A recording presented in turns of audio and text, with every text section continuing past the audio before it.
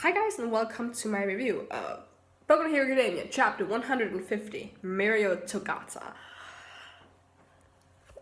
I love this chapter so much. I was really scared in the beginning because I was just expecting him to lose miserably, but that didn't happen, and that was really great. But let's talk about the two guys before we talk about Mirio and his struggles. Let's talk about the two new villains that we see because they had some pretty interesting quirks. Just gonna quickly find their names here. But the first guy we're gonna talk about, the drunk guy. What the heck? That quirk was so weird. He's called Deidoro Sakaki.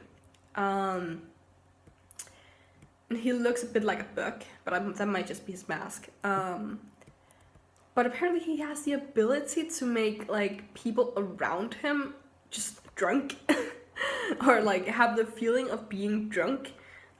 So Mirio just starts acting really sluggish and stuff like that, and it's hard for him to move, and it's really lucky that he has a quirk he has because he wouldn't be able to dodge those bullets that they're throwing at him. But the scary one, the other guy, what's his name? Shin Nemoto, has the quirk that allows him or makes people speak their true feelings.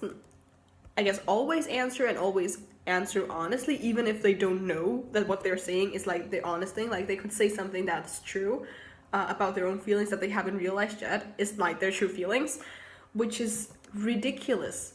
Because first of all, it really plays into the trope of when villains or heroes just kind of over talk about this is my quirk, I can do this and this and that. It's mostly in movies, and it's generally in everything other than Boku no Hero Academia, and also a little bit in Boku no Hero Academia.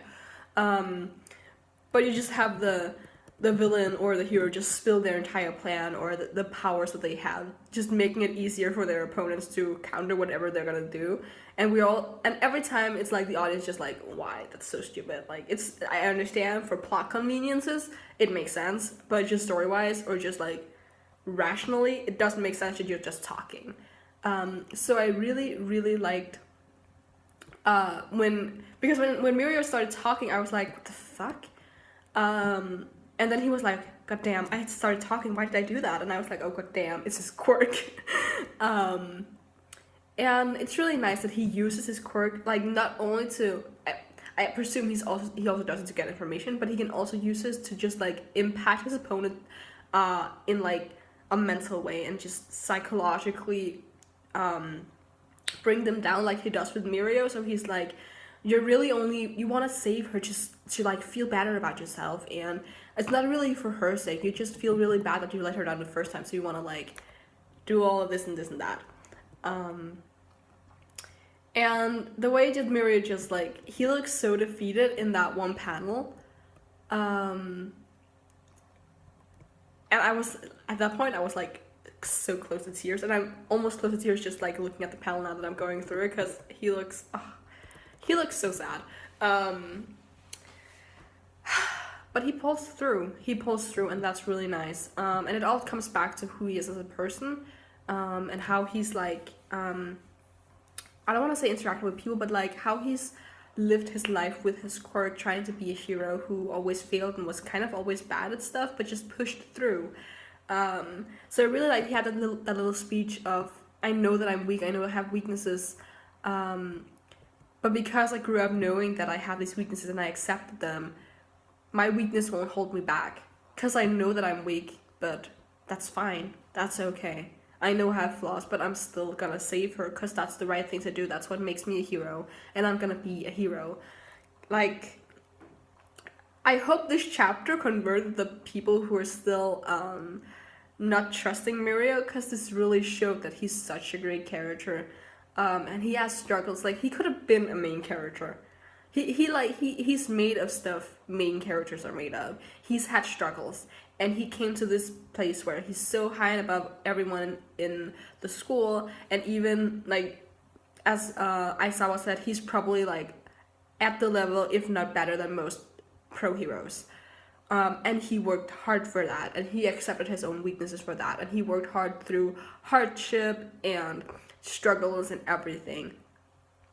And it's so nice to see that even when he like takes out the villains and does his like super ultra move, he looks so pained. It's like the panel where he says weakness is a given. Mirio Togata will never waver again. He looks like halfway determined and just halfway just in pain, because he understands his weakness, but he also understands that he's not allowed to let that hold him back. And I thought like that panel is so good, and that's one of the reasons that Boku no Hero Academia is so great with emotions, because I think with most, if not all of the other like shonen kind of superhero manga, maybe not superhero, but like in this kind of realm that I read, of course emotion is there. We can always talk about emotion and everything, but I've never seen it done quite like they do it in Boku no Hero Academia. And I think it's so great how they're able to put that much into one panel. Like, I keep looking at that, and it's just so great. And again, it's the reason that I love Bakugo and Deku's relationship so much, because there's so much in that. There's so much emotion, and just there's so much poured into that relationship with those two characters when it comes to their expression, when it comes to their history, when it comes to how they interact with each other and all that stuff. And to see that being put into not only the main characters, but to have them be put in not even in people who are in their class, but in a person like Mirio, who we've met him like what, 20 chapters ago, 25 chapters ago. It hasn't been all that long since we met him. And he's already like such a full character with such complex emotions and complex it's great. I just really enjoyed this chapter. And when by the end, when he saves Eri, or at least like he takes her away, he has her in his arms, and it's so nice to see. Even when because she's warning him like, if you don't go, he'll kill you.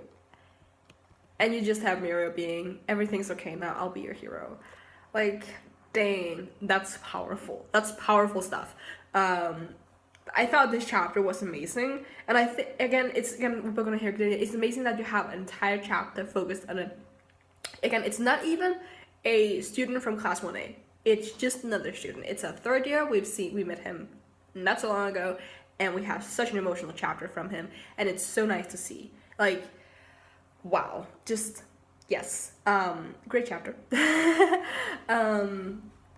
There's probably more story-wise I could have talked about, but I don't want to. I just thought that it was really great emotion-wise, just with Mirio, and I'm really happy that he got his time to shine, because I was really expecting him to lose miserably. I still think he won't get away with this.